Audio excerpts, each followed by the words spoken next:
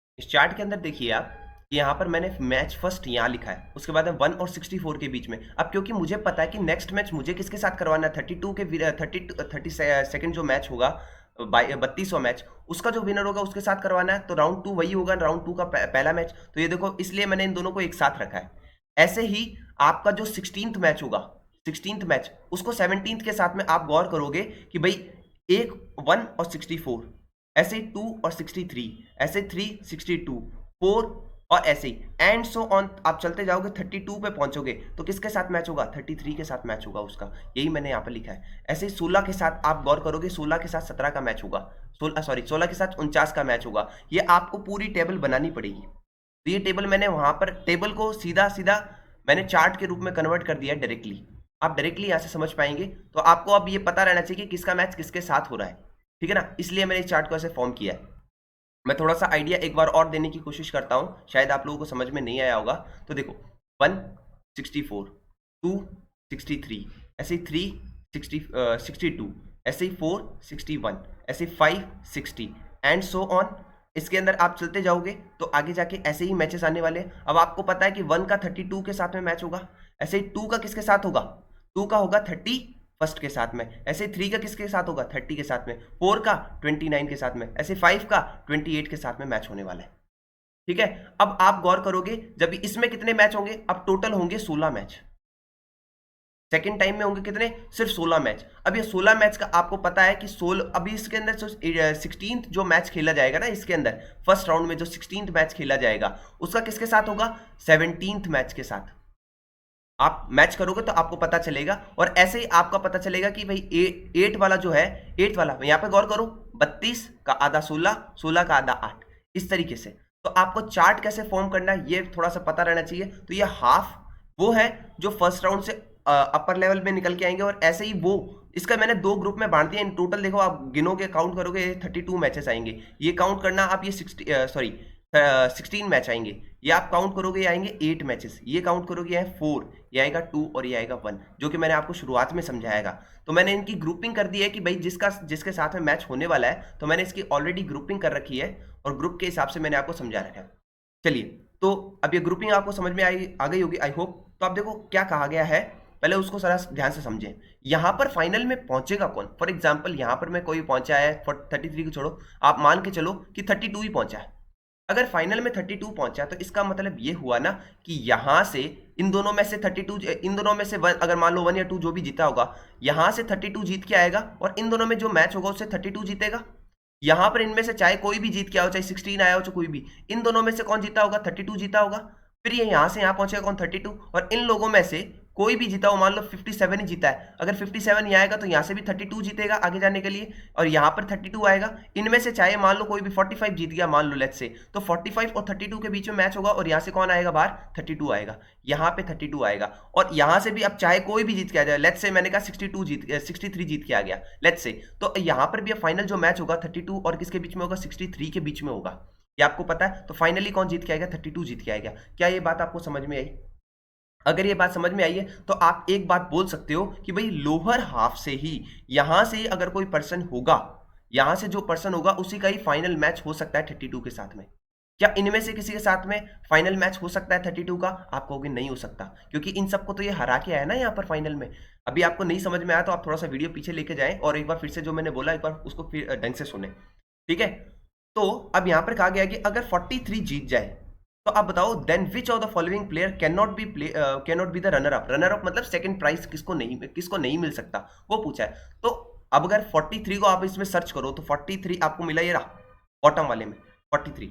अगर ये 43 यहाँ पर एग्जिस्ट कर रहा है, कहने का मतलब ये यहाँ पर फाइनल में अगर 43 यहाँ पहुंचा है, तो जो बंदा यहाँ होगा, जो पर्सन यहाँ ऊपर वाले हाफ में एग्जिस्ट कर रहे होंगे, वहीं से तो एक पर्सन निकल के आएगा यहाँ पर। क्या आप कह सकते हो कि यहां से कोई भी पर्सन नहीं जाएगा। हाँ, हम कह सकते हैं यहां से कोई पर्सन नहीं जा सकता। तो आप यही सर्च करो कि इस हाफ में कौन कौन पर्सन लाई कर रहा है। तो क्या 44 लाई कर रहा है क्या, यस और नो। 44 ऊपर वाले में लाई कर रहा है, मतलब ये यहां पर फाइनल मैच खेल सकता है। आपको पूछा कौन नहीं खेल सकता है, तो ये तो खेल सकता है, 44 खेल सकता है। फिर 45 की बात करते हैं। 45 भी आप गौर करो, 45 आपको मिलेगा, ये रहा ये यहाँ पर मिल गया, इसका मतलब 45 भी यहाँ पहुंच सकता है, मतलब ये भी रनर अप हो सकता है। 46 की बात करो, 46 के अंदर आप गौर करोगे तो 46 46 46 46, ये रहा 46। तो 46 में तो अब यहाँ पर तो ये मैच खेल के अगर मान लो लेट्स से यहाँ पर 46 ही पहुंचा होता तो फाइनल में तो इसको हरा के तो 43 यहाँ पहुंचा होगा ना। तो क्या 46 रनर अप हो सकता है? नहीं हो सकता, क्योंकि इसका मैच तो ऊपर वालों से होने वाला है ना, जो ऊपर हाफ से जो आने वाले उन्हीं से होने वाला है। क्या आपको ये बात समझ में आई? आई होप आपको ये थोड़ी सी क्लियर हो गई होगी मेरी बात। सो यहां से अपन कंक्लूड कर सकते हैं कि 46 will be the player who can not be the runner up. Next question क्या दे रखा है? नेक्स्ट क्वेश्चन में कहा है भाई who could be the lowest seeded player facing the 12th। मतलब 12 अगर यहां पर फाइनल में पहुंचता है, लेट्स से यहां पर 12 फाइनल में पहुंचता है, तो उस टाइम पे इसको फेस कौन करेगा, मतलब इसका किसके साथ में मैच होने वाला है, आपको ये बताना है। जरा ध्यान से देखिए कि 12 कौन से फेज में लाइक करेगा, कहां पर होगा। तो 12 अगर मैं गौर करूं तो 12 मुझे कौन से हाफ में मिल रहा है? अगर मैं गौर करूं 32 12, तो 12 आपको कहां मिल रहा है? टॉप हाफ में मिल रहा है। इसका मतलब ये हुआ कि टॉप हाफ में अगर ये मिल रहा है तो यहां से तो कोई फाइनल में नहीं पहुंचेगा, फाइनल में पहुंचेगा नीचे वाले से। और आपको बोला हुआ है लोवेस्ट सीड, तो इनमें से जो लोवेस्ट सीड वाला पर्सन होगा वो जीता। इन्होंने ये कहा है कि वो फाइनल खेलेगा, तो लोवेस्ट सीड इसमें कौन सा है? 62। इसके बाद में देखो 35 छोटा है छोटा है छोटा है छोटा है, चलते जाओ, ये रहा 63। 63 आपका लोवेस्ट सीड हो सकता है क्या? अब देखो 64 हो सकता था, लेकिन 64 कहाँ है? फर्स्ट वाले में लाई कर रहा है, तो इसका मतलब सबसे बड़ा कौन है? इनके बाद में सबसे छोटा कौन है? 63 है। इसका मतलब 12 का मैच किसके साथ होने वाला है? 63 के साथ में होने वाला है। आपको शायद समझ में आया होगा, आई होप। तो ये था अपना आज का लास्ट क्वेश्चन। तो thank you so much, have a nice day.